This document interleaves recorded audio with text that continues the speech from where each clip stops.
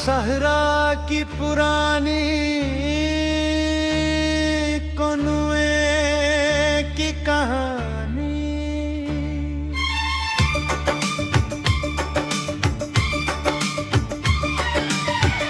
दूर दूर तक फैले हुए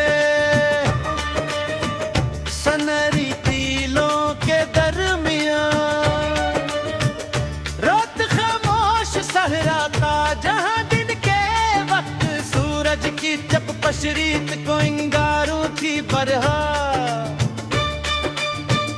गरम कर देती और रात को चांदनी पूरे सहरा को गरम कर देती और रात को चांदनी पूरे सहरा को। तरबीत चादर और रातों की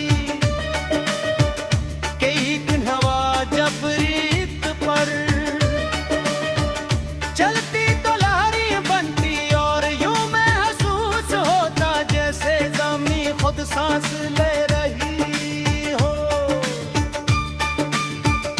इसी बेआब गया सहरा के बेची एक पहक पुराना, इसी बेआब गया सहरा के बेची एक पहक पुराना।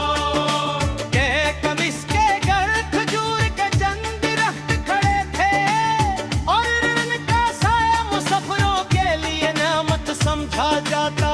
के नोई की देखभाल एक शरीफ शख्स करता था जिसे सब बाबा अय्यूब कहते थे। उसके चेहरे पर गहरी झरियां थी मगर आंखों में अजीब सी चमकी। वो हर सुबह सूरज निकलने से पहले बिनोए थे, इनके इर्द सफाई करता रसी को दरस्त करता और मिट्टी के घड़े पांव भी सफर कर किनारे रखते ताकि आने वाला कोई मुसाफिर प्यासा न रहे।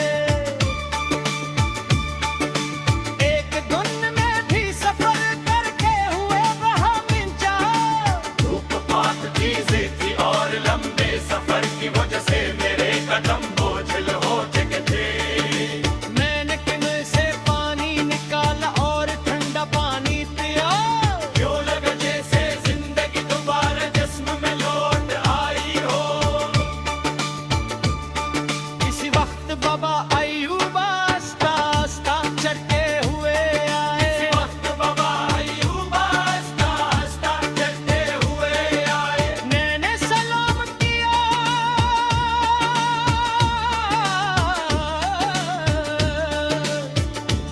इन्होंने मुस्कुरा कर जवाब दिया और दरख्त के साए में बैठने का इशारा किया।